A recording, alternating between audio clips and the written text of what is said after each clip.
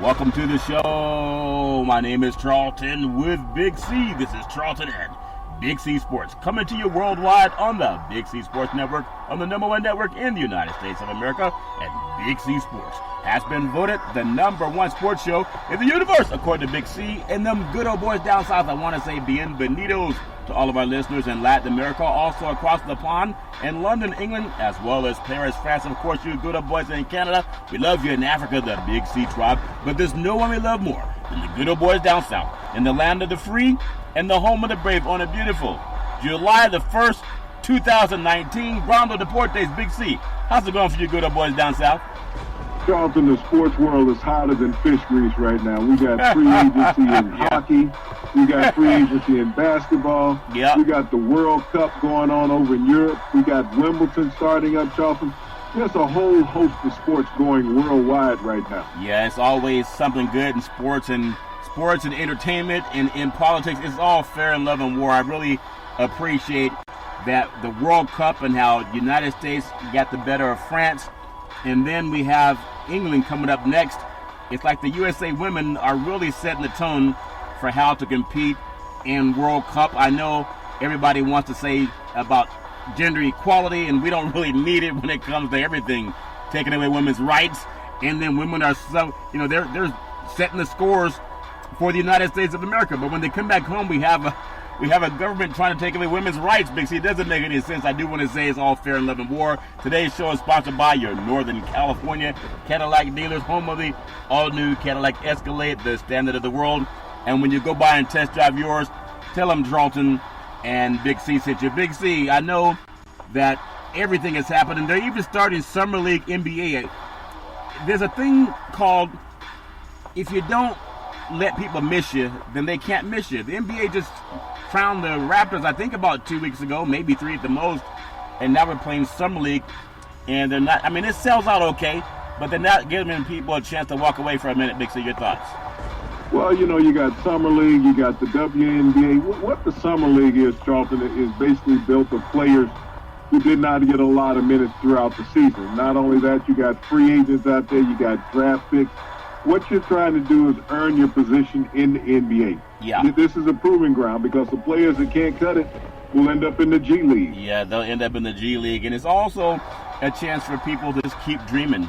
I'm noticing that there were so many players, seniors that declared, eligible for the draft, juniors. Underclassmen. There were 233 underclassmen that declared for the draft, Charlton. Wow. 233.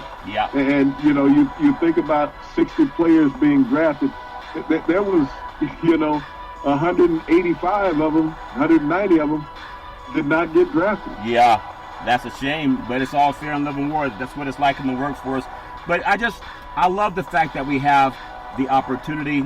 I know talking to young people, they love this G League, and the Summer League creates jobs, more so than someone trying to become the next Michael Jordan or LeBron James. It does create jobs for people because it's not just the athletes that get to eat. There are a lot of people that work these stadiums, concessions. There are people that, work throughout the building that you never see on TV. It's also good for them, Big C. Your thoughts? Well, Charlton, our opportunities, are bound, when you think about it. The Summer League does employ a lot of people, concessionaires, venues. But not only that, it's employment for aspiring NBA players hoping to get that shot. Yeah. A lot of these players, Charlton, will end up over in Europe in some foreign country playing basketball, to keep their hopes and dreams alive. Several of them will end up in the G League. Yeah. But, the thing about sports is that players, it's hard to let go of a dream. Yeah. When this is all that you've aspired to be. We constantly talk about you have to aspire to have that education because you never know. Eventually, regardless of your dreams and efforts, the game comes to an end. Yeah. So there's going to need to be something to fall back on if you haven't been one of those multi-millionaire players during your career, Charlton. Yeah, that's true. And I just want to say something that I saw over the weekend before we get into the sports because I can't let it go. I saw where Donald Trump Jr., Bernie Sanders says that Donald Trump Jr. is a racist too. What a shocker. And he said that is his own tweet. And it came out the New York Times. Trump Jr., the president's eldest son, shared another person's tweet during the Democratic debate over the past week falsely claimed that Senator Kamala Harris was not black enough to be discussing the plight of black Americans, and he later deleted that tweet. And I think it's 2019 last I checked. And in the heart, like they say, out of the mouth, the heart shall speak. Big C, your thoughts? Well, Charlton, we've known that the Trump family has been racist throughout, whether it's the father, whether it's the sons. But to tell black people that they're not black enough to speak for black people, this has been the vitriol of America over the years, Charlton. You know, they want to name an individual who needs to be the spokesperson for all black people, which is, you know, asinine. Yeah. And you think that somebody who has direct contact to the Oval Office, the highest office in the land, to come out and make that type of racial tweets. Yeah. I mean, this is part of the brown menace mentality of the Trump family, Charlton. Yeah. If you're brown, then you are a menace to America. You know, this xenophobia that they've constantly created. Yeah. But to go out and attack the black candidate that's running, that's speaking about black America, who grew up in black America, who has been black her entire life, and saying that she's not black enough. What is black enough? What, Ben Carson? Maybe. Someone who doesn't understand what audios are? You know, when he's testifying in front of Congress, you need the stupidity of somebody who's in his cabinet to be black enough. You need Omarosa, who was escorted out of the White House. So I guess unless you're somebody who is not kissing up to the Trump family, and you're a minority, then you're not able to represent your own culture. Well, I do want to just credit Joe Biden, Vice President Joe Biden. He said the same. He tweeted also the same forces of hatred rooted in birtherism that questioned President Barack Obama's American citizenship, also his blackness, and even the racial identity are now being used against Senator Kamala Harris. It's disgusting that we have to call it out when we see it, that racism has no place in America. And I love that Joe Biden did that. And that's the same Joe Biden that Kamala Harris attacked on the busing issue. And everybody's fair in love and war, but nobody's perfect. But I do appreciate the class that he showed when he reached out to protect Kamala Harris, who attacked him, Big C. Say that about the character of Joe Biden. He didn't have to say anything. Big C, your thoughts? Well, you know, I don't know if it's an attack when you're looking at a debate. What you're doing is bringing up a discussion. You have to bring things up. I mean, if you don't mention it, then it's not a debate. It's not an attack when you're on there and you're in somebody in your party, because nobody has clean hands sitting on the stage. This was the time that Joe Biden was a senator, and this was the issue that he was dealing with. This was mainstream America. We didn't have black congressmen and senators, Charlton, that could make a difference in America during that era. We didn't have the diverse minority Congress and Senate that we have today. So it was about what white America wanted for everybody else. Whether you voted for or you abstained from something, it was the racial backdrop of America at that time. And so obviously when you have people competing for the same position, they all want to be POTUS, things are going to be said, but I still think it was classy of him to defend her in writing, because a lot of people might say we don't agree with what POTUS said or his son said, but they don't put it in writing. I know last week you said if you believe something, put it in writing. That makes it more true. And so speaking of what's in writing, going across the pond, seeing how the Major League Baseball game, you know, sometimes you got to miss something before you really appreciate it. And I know at times in the United States of America, you'll see a lot of empty stadiums, or at least stadiums that hold 40, 45,000. They'll have 20, maybe 25,000 in attendance.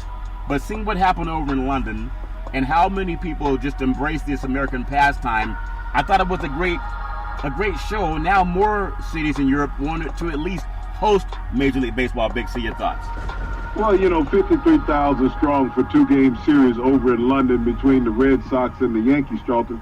You know, American baseball did itself proud by going across the pond, putting on a tremendous show. You know, in front of those fans. You think about it, they scored 50 runs, Charlton, had 62 hits. And the Yankees extended their consecutive home run games to 31. So this just shows that baseball, and we talked about the heat over there it was hot. In London, that stadium would be a launching pad. And they proved us right, Charlton, with the 62 hits, hitting the ball out of the park, also several home runs, but scoring 52 runs. And, you know, people talk about baseball is boring. You know, in 9 hours and 50 minutes, it took the two games to be played, Charlton. Almost 10 hours. But they were averaging, you know, you think about it, they had 50 runs in that time. So you think about that, they're averaging 5 runs an hour. That's amazing. It makes you want to go across the pond and play more baseball. And before we even get on some more baseball, I just want to say, you know, it's hard to say this at times, but thoughts and prayers with Tyler Skaggs' family. 27-year-old man, you know, passed away, played for the Los Angeles Angels. And I know in a time when we have this, politics is always dirty business. No one has unclean hands in politics. But a young man being in the prime of his life, you just don't know. You know, we give that hotline number, and I'm going to give it again, but there's not much you can say other than thoughts and prayers. I don't know what happened yet, but it's always a tragedy. A person in the prime of their lives, and we think about every now and then, anyone can look at their own problems. Maybe you have, you know, money problems. Maybe you have relationship problems. Maybe you have problems on your job. But if you can wake up, there's always another day to look forward to. Really, really sad news. But again, thoughts and prayers are with the young man's family. Big C, your thoughts? Well, Charlton, he was found unresponsive in his hotel room in Texas, and it just pitched on Saturday.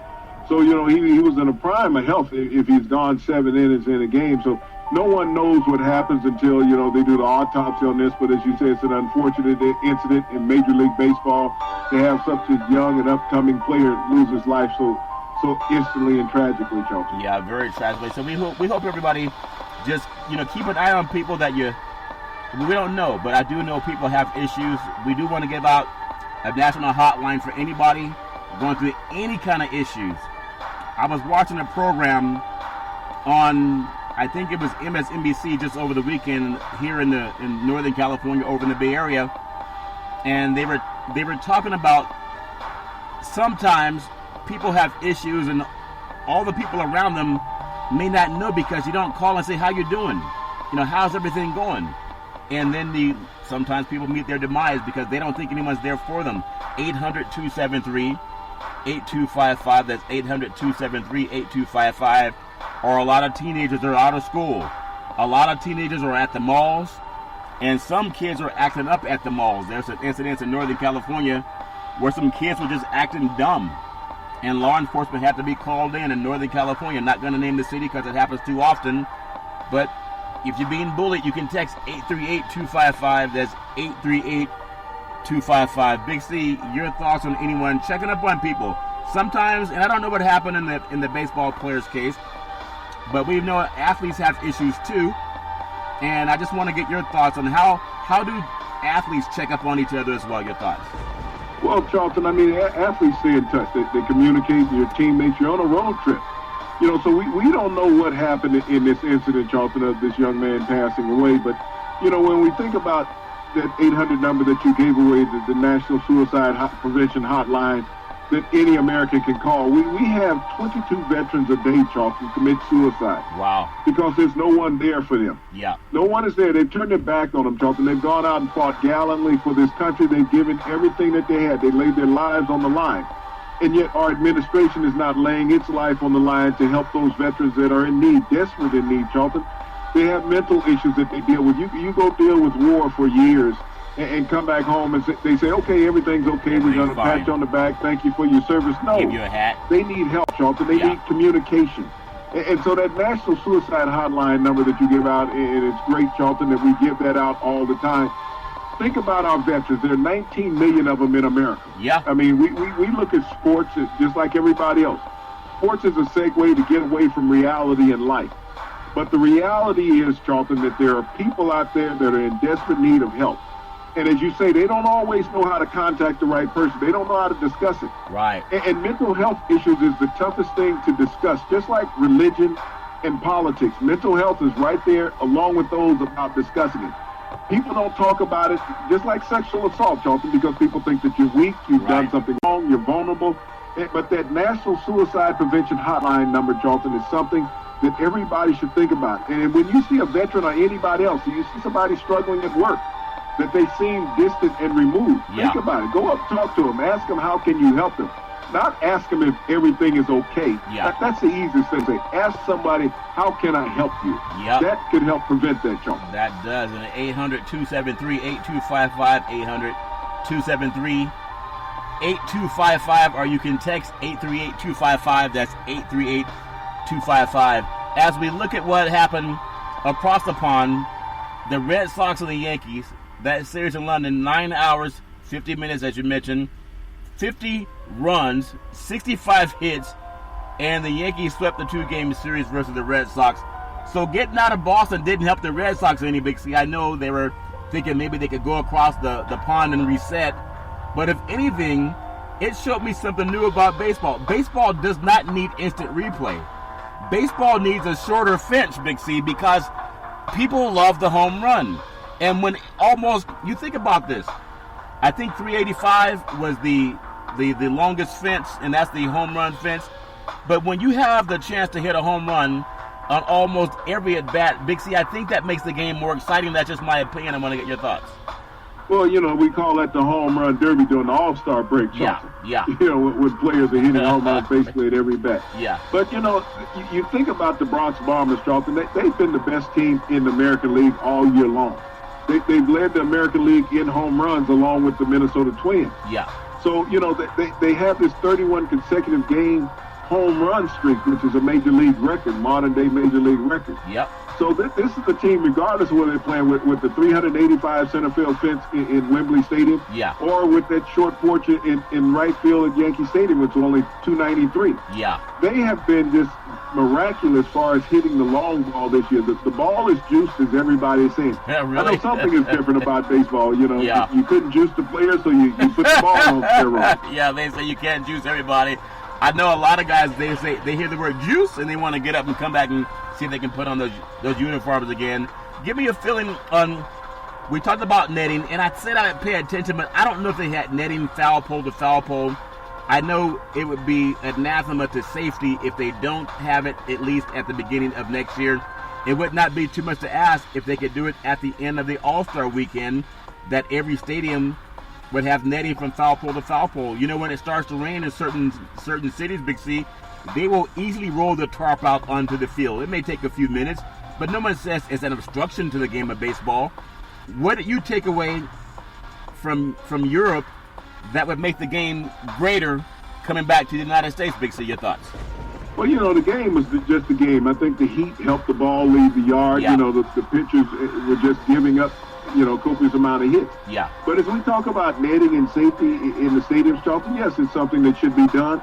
But also, you're responsible as an individual when you walk into the ballpark. I mean, the balls don't leave the playing surface coming into the stands any more now than what they did when I was a kid going to baseball games, Charlton.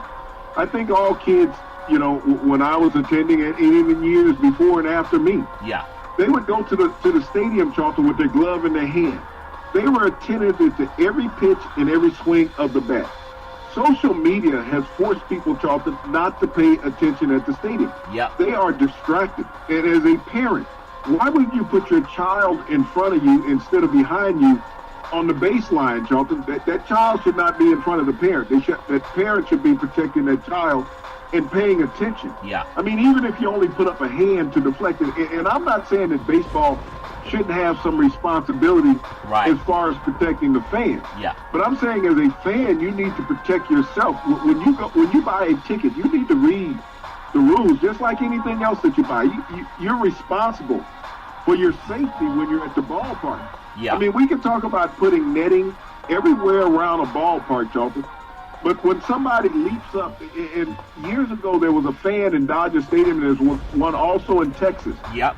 Who leaped over the railing trying to catch a ball and right. Unfortunately fell to their death. Yeah. So. Okay, Big C, I got you back. Had a little issue with our microphone here, but again, that responsibility in the stadiums. Who do you put that on, Big C? Your thoughts? Charlton, I put that responsibility on the fan that comes into the stadium. You have to pay attention. You come to a sporting event to watch the sporting event. Yeah. If you want to socialize, go to a bar where it's safe. Yeah. Generally safe. Or stay at home and talk with everybody. Yeah. But when you're in a stadium and projectiles can come your way, Charlton, think about when fans go crazy over a foul ball in the stands, when they're chasing and jumping over seats, Charlton. Yeah. If they get injured in that capacity and break an arm or a leg or even fracture a skull, who's responsible for that? So every action in the stadium, Charlton, is the responsibility of the fans. I understand Major League Baseball has some responsibility to protect the fans. Right. But as a fan, you have to pay attention and be attentive When you come there, put down the cell phone. Is it that important to text? Is it that important to FaceTime? While you're at a baseball game, you came to watch the game. Yeah. You know, if you're at a tennis match and you got your cell phone out and you're texting somebody, you'll miss the match, Charlton. Yeah. That's how quick that game goes. And when a fly ball or a foul ball comes into the stand in baseball at 100 miles an hour or more, yeah, you need to be paying attention and not having your cell phone up. You do have to pay attention to that. And again, I apologize for our drop on our microphone signal, but we will keep running anyway on Big C Sports. I know that that's important, and it's just something to people remind themselves that you gotta pay attention to what's happening, because you can't always expect that the netting is going to help you anyway. What if the ball's hit up high in the air and goes over the home run fence and hits somebody? You still got to pay attention. I know there's always ways to improve the game, and we'll always look at those ways. I want to look at tonight's schedule for Major League Baseball, and we'll get into the NBA in the second half of the program. You have Chicago on this beautiful July the 1st. Chicago's at Pittsburgh. You have Baltimore at Tampa. Milwaukee's at Cincinnati. You have San Francisco at San Diego. And some matchup games. You have Kansas City at Toronto.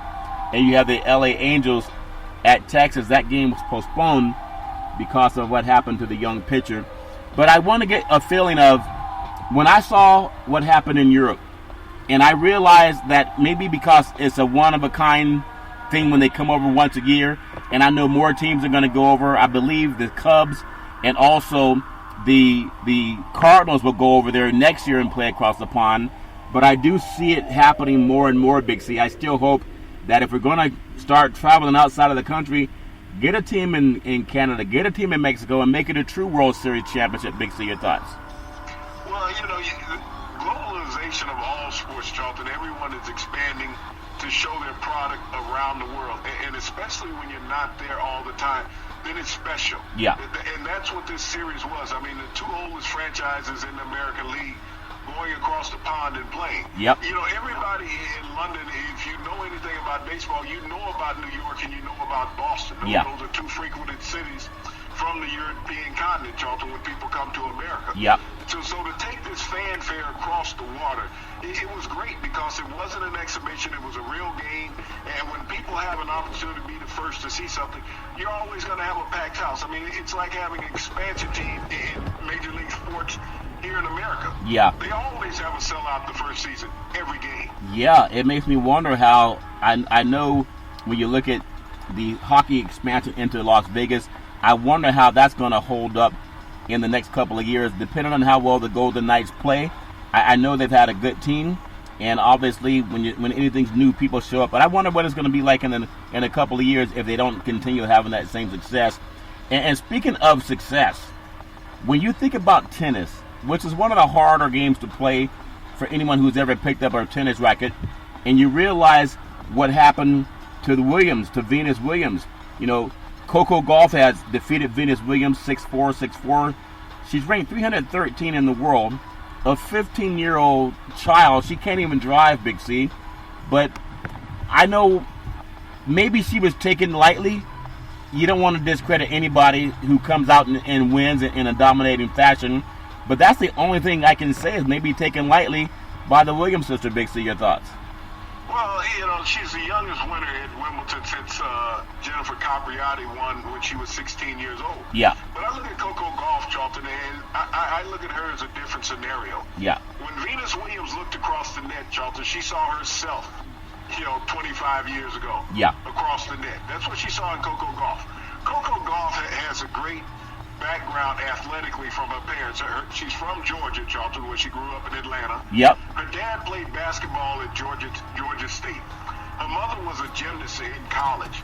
So when you think about the athletic lineages that she has, Charlton, and her parents were there to guide her into this tennis. We talk about parental involvement in sports, how parents can shape and guide their children down the right path, not give them any, false sense of hope. Right. And so when I look at this young lady, Miss Gauff, Charlton, who went across the pond over in London, just like the Yankees did, and put on an exhibition of greatness at this young age. And so I think that's what Venus was looking at as much as anything else. Yes, she's ranked 331 in the world, but she qualified for Wimbledon. All you need is an opportunity when you qualify for a sport.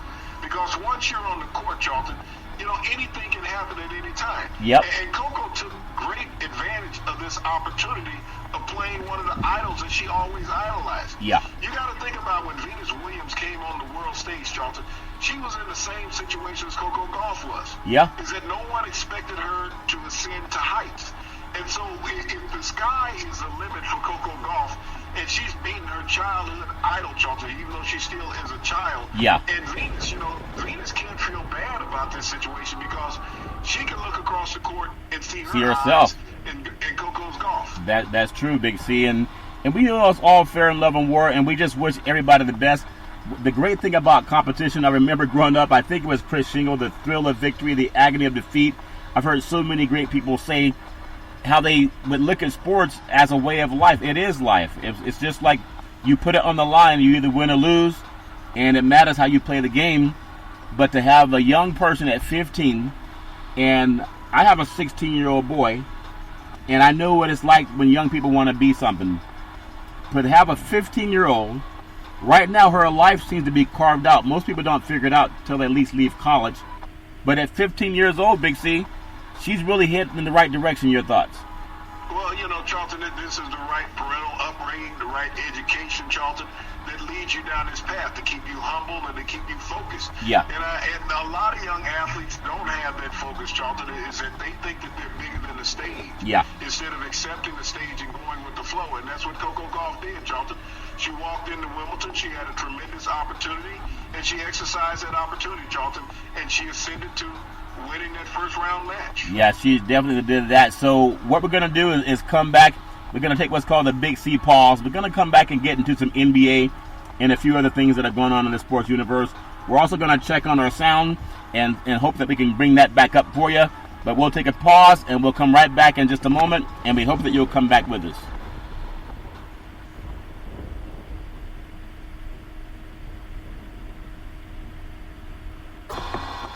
All right, we are back from the Big C pause, and I think we have our sound fixed.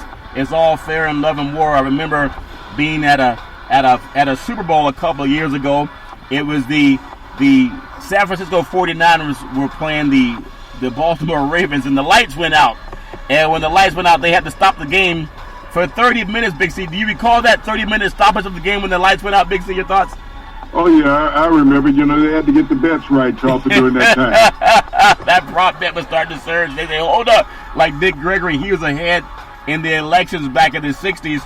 Black man, Dick Gregory, he was going to become the next president of the United States. And he said they turned off the machines in New York. People didn't know they had machines to turn on and off. But I think that's what happened in the Super Bowl. It just happened to the Big C Sports. Maybe we shouldn't talk so much about Biden and POTUS and all those other good old boys, Big C. But I do want to say, if you want to follow Big C Sports, you can follow it 24 hours a day, 7 days a week on iHeartRadio Podcast. You can follow Big C Sports on Apple Podcasts. You can follow Big C Sports on Google Podcasts. If you have Comcast Xfinity on television, you can follow Big C Sports. I love that app called Alexa. If you have Alexa, when you walk into your house, say, Alexa, play Big C Sports Podcast. You'll hear a word from our sponsors, and then you'll hear welcome to the show. So we thank our sponsors for that, and I really appreciate the growth. Big C, I know there's been so much talk about NBA players and who's going to play where and when they're going to sign, and nobody really knows, because the players that all the guesswork that we heard leading up to different players going where, Durant going over to Brooklyn, no one knew, because he was supposed to be going to the Clippers. Then there was talk he might go to the Lakers. There was so much talk, but no one knows until the players actually step up and say, guys, this is where I'm going. Just give me your thoughts about the biggest move really will be Kawhi Leonard if he takes off, because he just won a championship. But give me your thoughts on Durant, how it ended up in Brooklyn, and if you like that thought. Well, Charlton, free agency, what is free agency? People are moving around, finding teams. Nobody is set to win a championship. If you go back to last year, who thought that the Toronto Raptors would be winning a championship? Yeah. And the trades that they made to make that happen is what got them over the top. It wasn't free agency, Charlton. They brought in Kawhi Leonard. They later on brought in Gasol. Gasol was the key cog in that trade, Charlton. That's when they became a solid team. Yeah. I look at Kevin Durant going to New Jersey. I look at Kyrie Irving and DeAndre Jordan. Yep.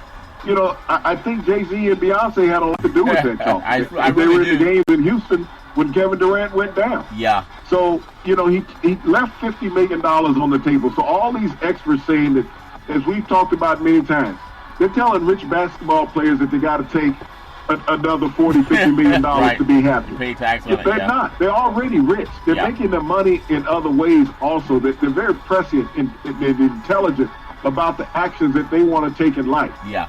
Kevin Durant wanted to go to New Jersey. He's from D.C., so it's not that far away. Yeah. But, you know, when you look at Kevin Durant, everybody said when he went to Golden State that he cheated. They had no respect for him. Right. Is that he went to a team that had already won a championship. As I checked over the years, every free agent who went to a team that had won a championship, Yeah. did they cheat? Did they take the easy way out? Even if that team won or did not win a championship, Charlton, over the years? So Kevin Durant now, just like Kyrie Irving, these are former NBA champions. Yeah. Now they're going to an organization that is rebuilding. Nobody wants to go to New York, as they say. No. Everybody thought, oh, the Knicks are getting everything. They didn't get the number one pick in the draft. Nope. They didn't get the top free agents in the draft, Charlton. They got nothing. Yeah. They got a lot of young pieces that they're trying to put together. I look at this move with Kevin Durant.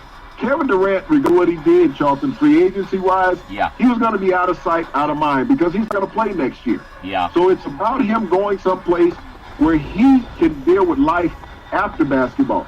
That's what he's doing going to the Nets, Charlton. He's structuring himself for after basketball, not right now for basketball. Yeah.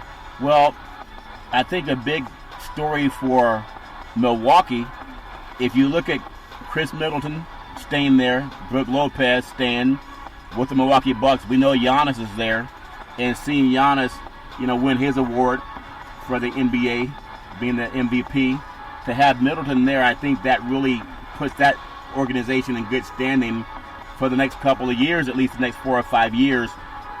Give me your feeling on that. Does that, because no one knows about Kawhi yet, but even if Kawhi stays, they got to do something with Lowry because he was limping across the finish line. But it still looks like so far that Milwaukee is in a good position to at least be a 1 or 2 seed in the East. Big C, your thoughts? Well, you know, Toronto had a miraculous run last year, Charlton, in winning the title. Yeah. I didn't see them as a repeat. You know, whether they do or not, you know, everyone is saying, well, Kawhi can stay there and own the country. But, you know, they're not going to sneak up on anybody, Charlton. No. Well, when you're the champion, you are the hunted. And when you think about the way the East is structured right now, Charlton, Yeah. Milwaukee is still solid. Oh, yeah. Philadelphia has been stronger. They were right there, other than 4 bounces on the rim from advancing themselves, Charlton. Yeah. Indiana is going to be back and going to be stronger. Yep. So when you look at the Eastern Conference, the Boston Celtics, they didn't go anywhere, Charlton. They improved their lineup. Yeah. So Philadelphia, to me, is the best team in the East right now with them picking up Al Horford. They got 2 big men that will challenge what they do in Milwaukee. Yeah. So, you know, those are the 2 top teams in the East, Milwaukee and Philadelphia. I don't know if Kawhi Leonard is going to stay, but as we talk about this free agent frenzy, Yeah. nobody has dribbled the basketball together yet other than Milwaukee. Yeah. And you know, they have the most solid team intact for returning. Philadelphia is right there, so I see them as the top 2 teams in the East. Give me your idea on Butler going to Miami. And Jimmy Butler has been a talent. I thought he would be I thought he would work well in Minnesota. That didn't work out. I thought he would work well in Philadelphia. It's not always about whether it works out. It's about money and contracts and people going elsewhere. But the way Wade's gone, I think Butler can come in there and maybe be the guy, but he hasn't won a championship anywhere. He seems, there was talk of him going to L.A. also. Do you like his move down in South Beach, Big C? Your thoughts? Well, you know, Charlton, every move is a good move and a bad move in the NBA, realistically. Yeah. There's only going to be 1 team in the end that wins a title. There's only going to be 2 teams that play in the finals. Yeah. Charlton. Jimmy Butler is moved around the team. He's become a nomad. He's been 4 teams in 4 years. So, you know, he hasn't gone any place and made any team better. Yeah. He goes to Miami with Wade gone. You know, you got Eric Spoelstra and Pat Riley down there, but they got rid of Whiteside in the middle. This is the team that's in the rebuilding mode. Yeah. Can Jimmy Butler be that stabilizing force in rebuilding? Yeah, not by himself, Big C. It always takes more than one person. And again, even when you look at Durant and Kyrie Irving, they can't play together because Durant's going to rehab, and you know what Kyrie did when he was in Boston. He was not enough by himself. I get the feeling that when you look at DeMarcus Cousins, this guy was a perennial all-star when he played for the Sacramento Kings. Traded to the New Orleans Pelicans, ruptured his Achilles heel, and then he tore, I think he had some injury to his quad coming back for Golden State, even though he was out for about a year. Where do you see him going? Because he played for $5 million last year at Golden State. He needs to be a low-post guy because he couldn't really get up and down the court that much. Maybe he just needs more conditioning. Do you think he would be, I mean, they talked about the Knicks going with him, or would he take, less money to go elsewhere, Big C? Your thoughts?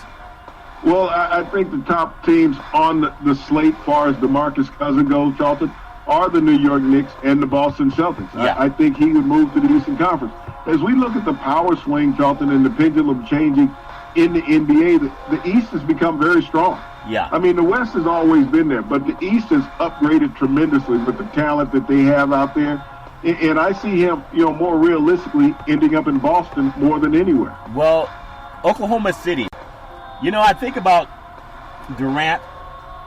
I believe Durant won his last championship with Golden State. You couldn't win a championship when you had a Harden, Westbrook, Ibaka. Those guys are Hall of Famers outside of Ibaka. That's my own opinion. And then they were knocked off by the only team that could really handle them, and that's when they lost to Golden State again. I think they were up 3-1 against Golden State. But they'd also been to the finals before they lost to Miami with LeBron James. So I don't see where Brooklyn became a championship team. I do see where Brooklyn became a better team. But I want to ask you about the OKC Thunder, Big C, because they always talk about Westbrook, and now you got Paul George. The Thunder, they've agreed to a deal with free agent Alec Burks. Elite sources have said that he's going to be there, but he's not that dominant of a player. Do you feel that OKC maybe has taken a step back? Your thoughts? But what is a dominant player in the NBA? It's about having chemistry. Yeah. It's about people clicking at the right time. Yeah. Who thought of Kawhi Leonard as being one of the top 3 players in the NBA prior to the season? Yeah. No one did. Because of his playoff run and what Toronto did, all of a sudden, he propelled himself into a top 3 player. He was a top 10 player, allegedly. But now all of a sudden he's a top 3 player. Yeah. The NBA season comes and goes and ebb and flows, Charlton.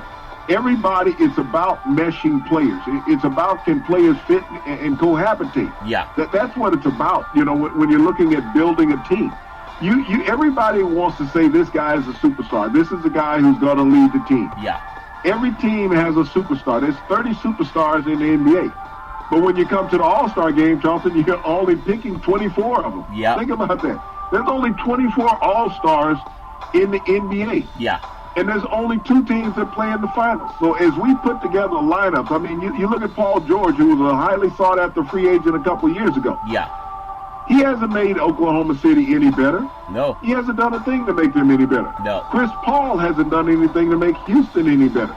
So as we look and move about the NBA with all the free agency that's going on now, and everybody's all giddish on all the sports shows and talk about, oh, wow, now this is a super franchise. The New York Jets are the team to contend with in the East. No, they're not.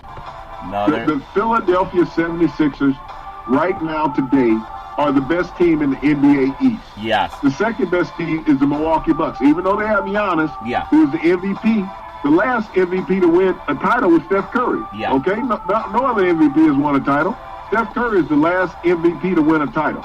So as we talk about guys being MVPs throughout the season, all these free agents moving teams, Charlton, they have not put on a uniform together. They have not gone out and practiced together. We don't know who's going to be the guy that has to have the basketball in his hand. Yes. Who's the guy that's going to take the last shot? The problem is when you bring superstars together, you got to figure out who's going to be the key role player. Kyrie Irving is going to be hands down the guy with the New Jersey Nets right now. Yeah. DeAndre Jordan is a great defensive force. At least he has been in the past. Yep. We don't know how much he has left in the tank. What will be the health of this team 2 years from now, Charlton, when Kevin Durant comes back? Yeah. Will everybody be healthy? Those are the things you have to look at. Will these players be able to go through the regular season unhurt, uninjured? Will they be healthy? These are the things that you can't forecast right now. Right, you can't. Everything looks good on paper, and we can all project and prognosticate about who's going to do what. How much money this guy got. Yeah. And is it going to fit, or do they have to make a 3-14 trade to get in the salary cap structure, Charlton? Yes. Egos. When you sign free agents, you sign egos. That's the thing. It's not the guy who can dribble the basketball, who can jump the highest and all of that, Charlton. Right. It's whose ego can you get in check to work with the rest of the guys. I think what Golden State did, good and bad, you think about the movement that has happened in a team that's gone to the NBA Finals, 5 years in a row. They get D'Angelo Russell, which I think is good, but maybe a short-term fix, even though they're giving him a lot of money. Andre Iguodala's out the door. He has been... You think about the players that have helped them win. So having Thompson back is important, even though he's gone for the rest of the next season. Maybe the latter part of next year he'll come in and play. Having Curry there is great, but no more Iguodala. And you kind of thought he was out when he was saying that. He was saying that when he had an injury that he was being told, come on, you're not really that hurt, are you? Do you really want it and all that jazz? And he was with the Golden State Warriors at that time. I don't know if he was saying it's that team or not. But I think that's good for the Warriors to have D'Angelo Russell, who has been a star player. A 4-year, $117 million is a lot of money for a guy that may not be a permanent solution. Big C, your thoughts? Well, Charlton, what he does is allow Steph Curry to move without the basketball. They can take the ball out of Steph's hands and allow him to free range. Yeah. Run around and come off the screen and raise up for the jump shot. To have another guy who can handle the basketball is key in what the Golden State Warriors did when they won their first championship, Charlton. You need ball handlers. Yeah. Iguodala, he's been a great pro, but he's not young anymore. No. So it's time to move on. No one realizes that the Golden State Warriors in this championship run, Charlton, only had 7 players left. Yeah. From the first championship that they won. That was it. 7 players. So they've had a huge turnover. People just don't pay attention to it. Yeah. This is what you do in professional sports, Charlton. It's called salary cap implications. It's not free agency. Be honest about it. It's salary cap implications. Who can fit? Who wants to pay the luxury tax? That's what teams have to look at. How much are you going to be over the salary cap, and how much luxury tax are you going to pay not to win a championship? That would have been the situation that Golden State was in. Yeah. They offered Kevin Durant a lot of money. Yeah. He left it on the table because he wanted to go somewhere, Charlton, where he could do something else other than just play basketball, and that's what people don't understand right now. Yeah. So, I look at this wave of free agency movement, and there's still free agents out there that haven't signed. Yeah. But we're months away from the kickoff of the NBA season. We're months away from Christmas when the season starts, for real. That's true. So, when we get to that point, and we get to January 1st, New Year's, 2020, right, and we see what the standings are in the NBA, that's when we'll start paying attention, when the Super Bowl is over. Damian Lillard, I remember, ironically, at Oracle Arena, he had the ball stolen by Andre Iguodala, who was no longer a Golden State Warrior. I did not think that would be the last game that Golden State would win in the last season. Remember, they went up to Portland and swept them, and they lost their 3 home games versus Toronto. Now, Damian Lillard, who had the ball stolen by Andre, is still important, and they signed him to a $190 million contract, BC. That's a big win for Portland, but I think he's also shown that if you don't have a big guy, you're not going to get over the hump, because a lot of the lengthy guys in the Western Conference are going to carry the torch. Big C, your thoughts? Well, they lost their big man with a broken leg, Charlton. Yeah. He will be back, at the first of the year. He's going to be recovering from that injury. This is a team that's a running team. But when you think about the West, how the makeup is in the West, Charlton, everybody's running in the West. The slowest team out there is Denver, but Jokic can get up and down the court also, with his triple-doubles. So this is about mobility. When you think about Lillard, getting the contract extension, Charlton, to be in Portland basically for life, that's what you want as security. They have proven, Charlton, that they were knocked out in the first round 2 years ago by the Pelicans. They took the Warriors to task this last year, Charlton. The West is wide open right now as far as who's the best team in the West. Give me your feeling on when you look at Boston as we jump from east to west. Boston brought in Enes Kanter. He had a new deal with the Celtics, paying only $4.8 million the first season, and then $5 million the second season. And give me your feeling for Kanter being, I mean, he's a name that's been around, but is he really going to help make the Boston Celtics a better team? They just lost Kyrie Irving, which I think would have been great to build a team around Kyrie, but they don't like Kyrie's attitude because he's too bold, Big C. They want a guy who's quiet and soft. Your thoughts? Well, you look at Kyrie Irving leaving, Charlton. This is the first time Kyrie Irving's got to do what he wanted to do. Yeah. He was drafted by Cleveland, so he had no choice but to be in Cleveland. He was traded to Boston, so he had no choice but to be in Boston. Yeah. He made the choice to go to Brooklyn, where he grew up, Charlton. So now he's in his own domain doing his thing. Kanter's coming in because they lost both of the centers in Boston. They're gone. Horford went to Philadelphia, make them a stronger team. So this is one of the reasons why Boogie Cousins most likely will end up in Boston. Also, you need two big men to play in the NBA, Charlton. Yeah. But Boston has a lot of young guns from 2 years ago that made the Eastern Final. Yeah. Well, give me your feeling on the team that's been so much talk to upset the Golden State Warriors in the Western Conference over the last couple of years. And you look at the Houston Rockets, whether they get along or not, Harden and Paul, I mean, they haven't said anything as far as I know about not getting along. Guys will always talk. But Harden, what do you see Harden needing in Houston other than to realize he can't hold the ball until 5 seconds are left on the shot clock before he passes? What do you think Houston needs? Because the door's wide open for them too. If LA can't get in or Portland can't get healthy, and you still can't count out Golden State until they're knocked out of the finals, Big C. But Houston looks to be another 2 or 3 team in the West, Big C. What do they need? Your thoughts? Well, what they got, Charlton, was Golden State, breaking up the band, and not being healthy. So this is an advantage for Houston. They've only lost to Golden State, Charlton, in not making the finals. Yeah. So I see Houston in prime position in the West. When you think about that, and there's talk about, and again, Kawhi Leonard could change everything if he goes to the Clippers. Doc Rivers, is he the best coach in the NBA? Well, not based on championships, but based on having a depleted cabinet. I think he's one of the top 2 or 3 coaches in the NBA. If they don't get Kawhi Leonard, do they have enough to make a run at the Western Conference Championship? Let alone trying to win an NBA. You just got to get out of the West, Big C. Your thoughts? Well, really, who is the best team in the West? Yeah. I mean, it's a turkey shoot right now in the West as far as who's the best team.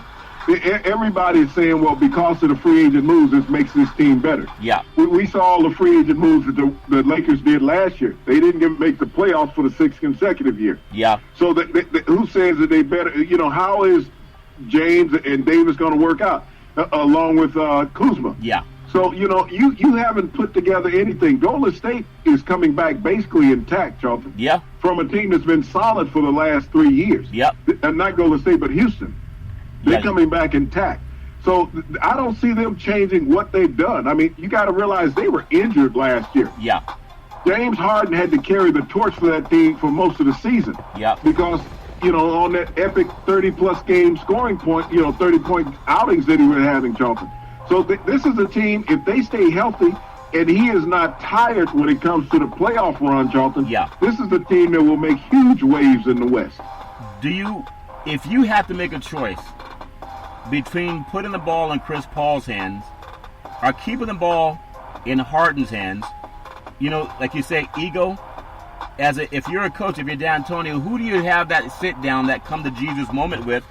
Because if they pass the ball more and not hold it as much, they really had some good shooters, even though they've broken that team up some. Your thoughts? Well, all of them are solid shooters. I mean, James Harden is going to get his shots regardless. Yeah. Chris Paul is a playmaker when he's on the court. You still like him? But everybody in the media is going to have negativity against somebody. Yeah. Everybody's going to talk negative about somebody. We're talking about some of the best athletes in the world, the best basketball players in the world. Yeah. Chris Paul, I'm going to take him. I mean, he's had some unfortunate incidents in his career, Charlton, where injuries have occurred. But, this happens to everybody. I mean, are you going to put Kevin Durant in that same mode now because he's been injured? Yeah. You're going to call him Chris Paul? He can't win a championship now? Many players have gone through that. Yeah. Well, he has a 2 rings, so I don't think they can get rid of him. And again, with the Clippers, they did re-sign Patrick Beverley, a 3-year, $40 million deal. So that makes Doc Rivers look really good. If you were to bring in Kawhi Leonard, there's no guarantee that he is going to help another team win. Obviously, doing it down in San Antonio and then going up to Toronto and having that done. but until the shoe drops on him, was it Cinderella was always looking for some type of slipper? If she was looking for a slipper, obviously she found it, but if the Clippers get Kawhi, and we don't know if they will or not, did that make them the number one pick? Do they upseat the Lakers for the dominant team, at least in LA? Your thoughts, Big C?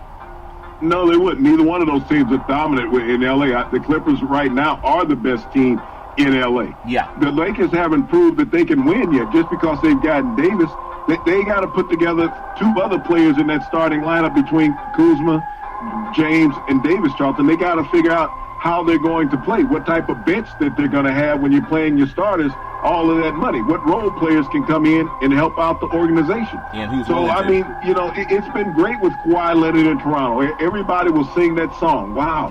You know, he's the greatest. Yeah. He's the greatest. But every player, Charlton, that has won a championship that's come in with free agency, Kawhi Leonard did the same thing that Andre Iguodala did 4 years ago in Golden State. Yeah. Came from Philadelphia, was a former All-Star, won a Finals MVP. Yeah. Did that make him the best player in basketball? No, it didn't. He stayed in Golden State and won a couple more titles. But, you know, it's about chemistry. The players that you bring in, can they fit? You know, there's talk of Kawhi going to the Lakers. Yeah. You know, how many basketballs do they have on the court during the game? Just one. Yeah, one Who's for the now. player that's going to revert back to saying, okay, I'm going to play a lesser role? Kawhi has been an assassin. Yeah. You know, everywhere he's been, in San Antonio and in Toronto. Yep. LeBron James has to have the basketball. How is that going to work with Anthony Davis? Yeah. How is it going to work? I mean, he's giving him the number, but is he going to give him the ball all the time? LeBron is going to get his 27, 28 points a game. Yeah. It's a matter of how the rest of the players are going to accomplish theirs.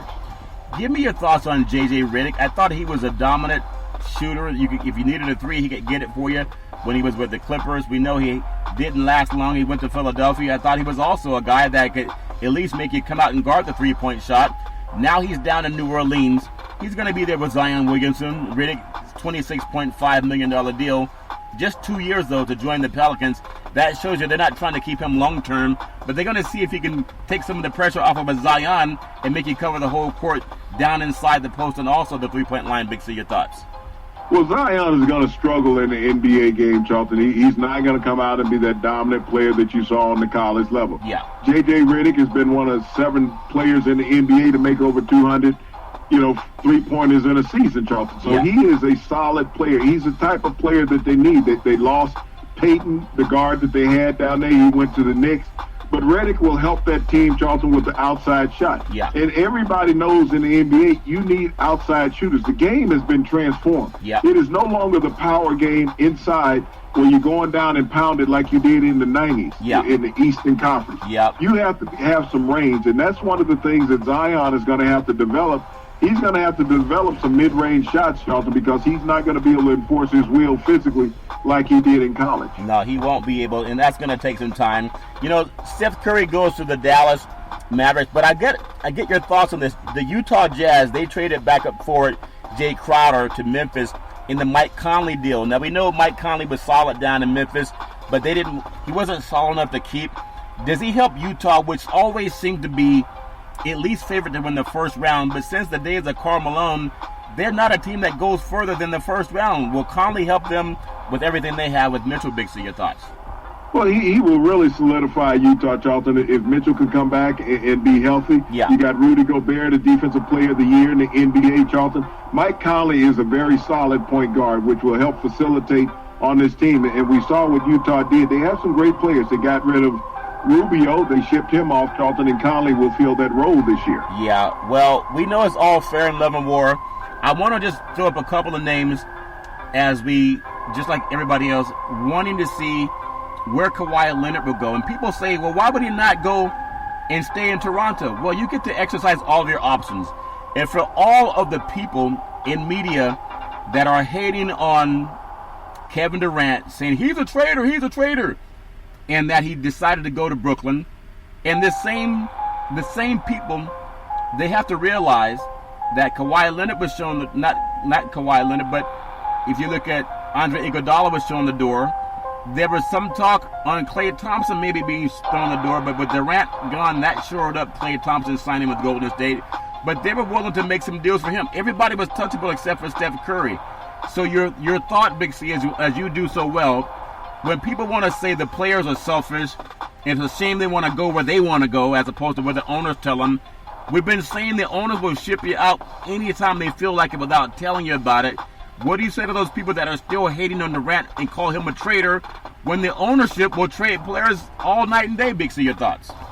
Well, I think all the media, Charlton, as of Sunday has been butthurt. Yeah. Because they all said what their predictions was. They guaranteed where players were going. They had it down. They were selling their houses Knicks with the based on that, Charlton. Yeah. And these rich black players let you know, I go where I want to go. Yeah. I can do what I want to do. I have enough money, regardless of which team I play with, that I want to be in an area that I'm comfortable with. Yeah. And so it's not about winning. You know, this is a thing that everybody in the NBA doesn't understand. Yeah. Winning, it comes naturally. But you're not going to go with all these free agents. As you talk about the whirlwind of players moving from team to team. Yep. Who made the biggest splash in free agents? And everybody said, well, the Nets won. No, they haven't won anything, Charlton. Kevin Durant's not going to play for 2 years, okay? Yeah. So what have they won? They got nothing. They got nothing. They got Kyrie Irving. That was just a swap. Yeah. With the kid, Nick Young. Yeah. All that was a swap. That was an even up player move right there. Yeah. They didn't get any better. And so the only team that got better in the East was Philadelphia. Yeah. Even if Kawhi Leonard stays in Toronto, Philadelphia got better. Think about that. Yeah. They got better. But still, no one has played a game yet. So everybody who sit down and they need to go back and look at their free agency boards and say, this guy was going here, this guy was going there. Yeah. It's a shoe-in. Yeah. You lied. You act like the president. You lied every time you open your mouth. Yeah. And they'll name The thing about it is I've always looked at, you got everybody in the media telling rich black millionaires where they need to go. Yeah. That they have no choice but to go there. Yeah. And then when they come out and make a move, that move doesn't make sense. Why? Yeah. You're going to tell me that the millionaire was dumb? Wow. You know, because he wanted to be comfortable. Wow, he wanted to be happy where he was. Yeah, want to be happy where he was. And oftentimes they'll pick 15 teams and say, hey, I told you he was going to that team. Well, you pick 15 teams. Whiteside going to the Blazers from Miami is kind of a shock to me. But again, even Russell, he was the best player that Brooklyn had last year, and he's in Golden State now. You just never know. It's all about who has the money to tell you where to go, and I think that's just part of the sport that I love so much. I want to ask you one more, final thought before we close out, and whether it's Kawhi Leonard, DeMarcus Cousins, Anthony Davis, or obviously LeBron James was the biggest deal last year. But the top two guys, make no mistake about it, it's Durant and it's Kawhi Leonard. Would you still stick with that, or would Davis crack the top two? Big C, your thoughts? Well, Davis wasn't part of free agency. Kawhi Leonard's still out there on the market. Yeah. And it's hard to say, Charlton, that who's the top guy. Kevin Durant can't be considered the top free agent because he's not playing. Right. So he's out of the mix. He's not going to benefit the New Jersey Nets next year, Charlton. Yeah. So when we look, I think Al Horford is the top free agent out there. He has not missed the playoffs in his 12 years being in the NBA. He's solid. He goes to a team that was 4 bounces away from advancing, to the Eastern Finals last year, Charlton. Yeah. On a miraculous Kawhi Leonard shot. Yep. And he was Joel Embiid's Achilles heel. Joel Embiid only shot 37% last year against Horford. Yeah. Horford also shoots the 3-ball, Charlton. He shoots about 40% from 3 range. Yeah. So he can stretch the defense for Philadelphia next year, Charlton, and allow Ben Simmons to get to the 10 from the point position. Philadelphia got better with Al Horford. Yeah.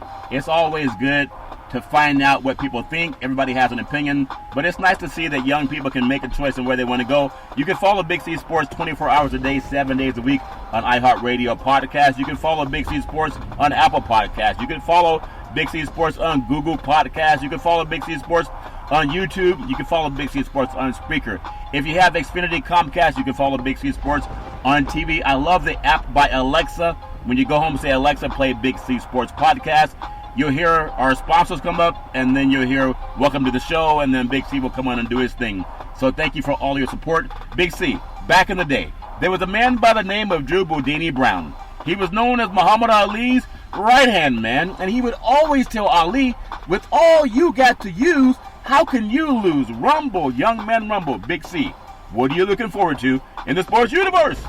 Well, Charlton, it's time for berries and cream over in Wimbledon at the tennis match, Charlton. Yeah. You know, and I'm also excited about the U.S. ladies soccer team in their next game, Charlton. I mean, when we think about the world of sports, the U.S. women right now are dominating the world of sports in soccer. Yeah. And we have the Lawn Tennis Club over in Wimbledon doing the finest things that they can in the world of tennis. Well, the U.S. women are dominating across the pond and maybe even in politics, too. You can dominate, too, every Monday through Friday at 5 and 6 p.m. worldwide when you follow Big C Sports on the Big C Sports Network, on the #1 network in the United States of America. And Big C Sports has been voted the #1 sports show in the universe, according to Big C and them good old boys down south. As we always tell you, there's never, ever an excuse for domestic violence. If you know any man or woman going through that garbage, please pick up the phone and call 911, because no man or woman should ever have to go through that garbage on their own. And as we always tell you